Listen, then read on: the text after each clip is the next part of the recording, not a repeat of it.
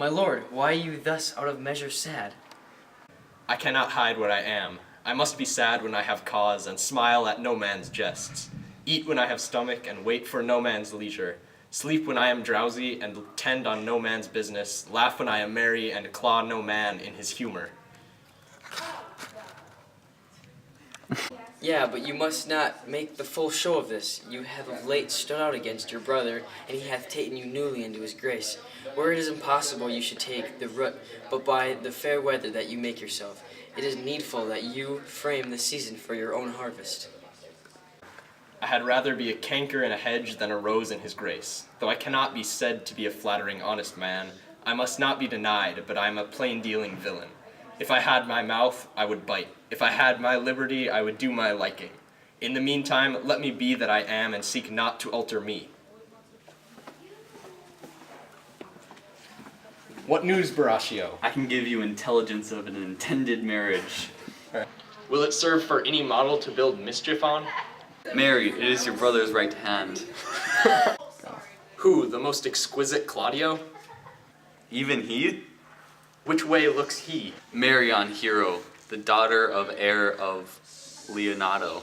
I heard it agreed upon the prince should woo Hero for himself, and having obtained her, give her to Count Claudio. Come, this may prove food to my displeasure. The young startup hath all the glory of my overthrow. If I can cross him any way, I bless myself every way. You are both sure, and will assist me? To the death, my lord. Not Count John here at supper? I saw him not. How tartly that gentleman looks. I never can see him, but I'm heartburned an hour after. He is of a very melancholy disposition. He were an excellent man that were made just in the midway between him and Benedict. The one is too like an image and says nothing, and the other too like my lady's eldest son, evermore tattling. Then half Signor Benedict's tongue in Count John's mouth, and half Count John's melancholy in Signor Benedict's face. With money enough in his purse, such a man would win any woman in the world if he could get her goodwill.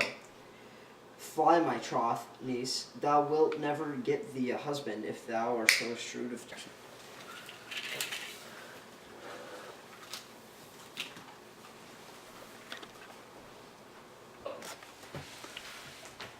Lady, will you walk with your friend? So you walk softly and look sweetly and say nothing. I am yours for the walk, and especially when you walk away. In her company. I may say so. Speak low and speak of love.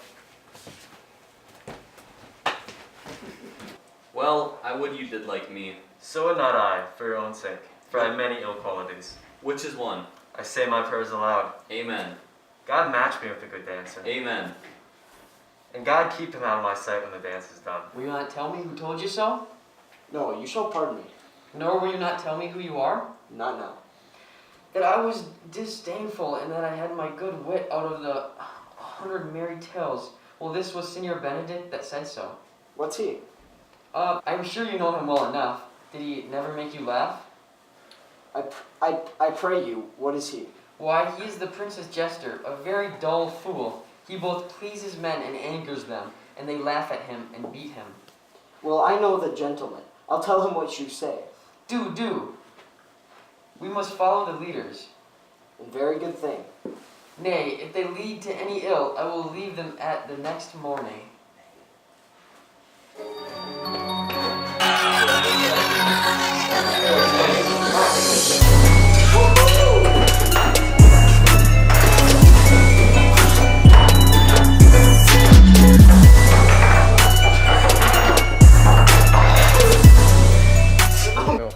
That is Claudio. I know him by his bearing.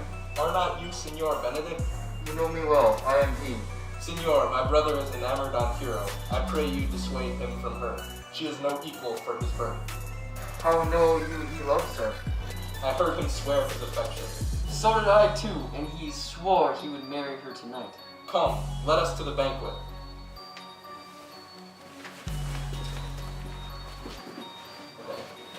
Thus answer I in the name of Benedict. But hear these ill news with the ears of Claudio. 'Tis certain so, the prince woos for himself. Friendship is constant in all other things, and the opposite affairs of love. Farewell therefore, hero. Count Claudio. Yeah, the same. Come, will you go with me? Whither? About your own business, for the prince hath got your hero. I wish him joy of him. But, did you, sir, think the prince would have served you thus? I pray you, leave me. Oh, now you strike that blind man.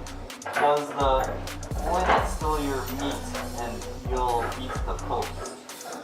If it will not be, I'll leave you.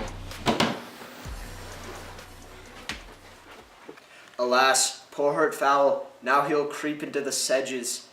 But that my lady Beatrice should know me, and not know me. The prince is fool. Ha! I am not so reputed. It is the base, though bitter, disposition of Beatrice that gives me out. Well, I'll be revenged as I may. Now, Signor, where's the Count? Did you see him? I told him, and I think I told him true, that your grace had got the goodwill of this young lady.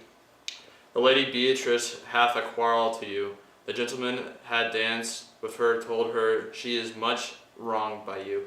Oh, she missed me past the endurance of a block. She told me, not thinking I had been myself, that I was the prince's jester. She speaks poniards, and every word stabs. If her breath were as terrible as her terminations, there were no living near her.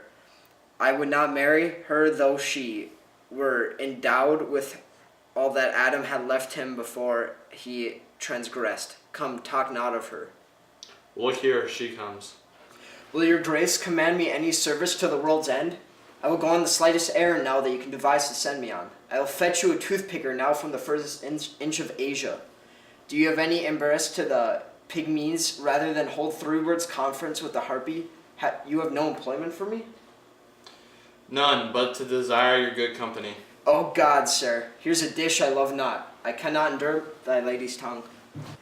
How thou sick? Neither, my lord. The Count is neither sad nor sick, nor merry nor well, but something of that jealous complexion.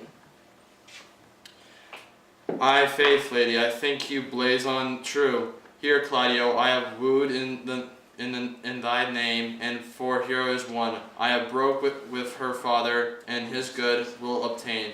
Name the day of marriage, and God give thee joy.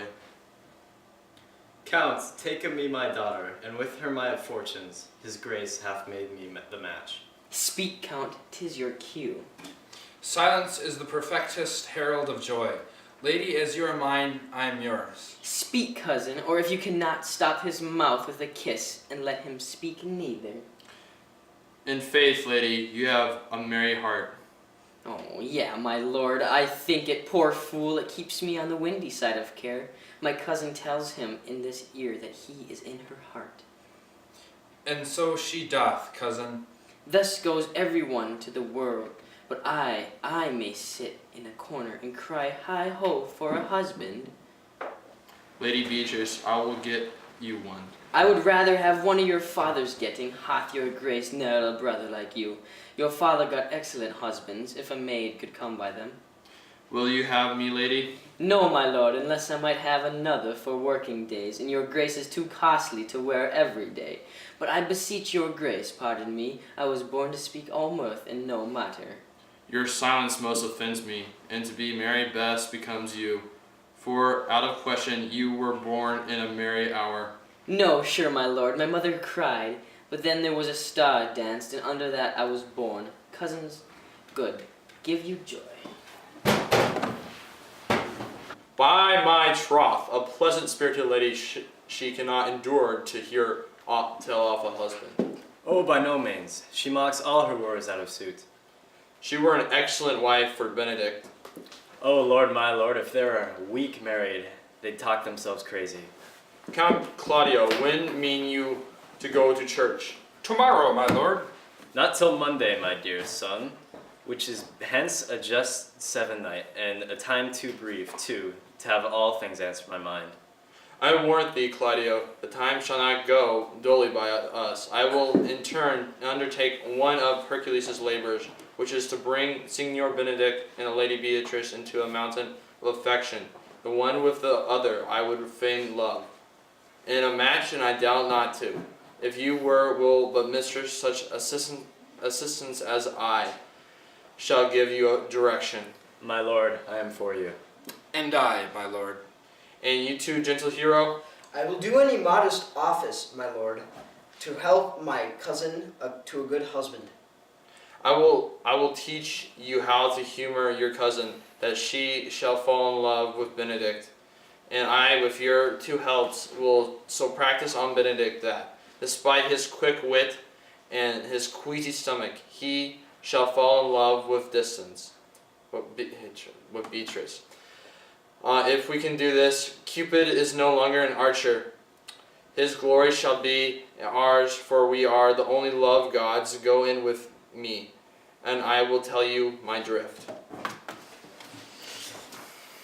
You done?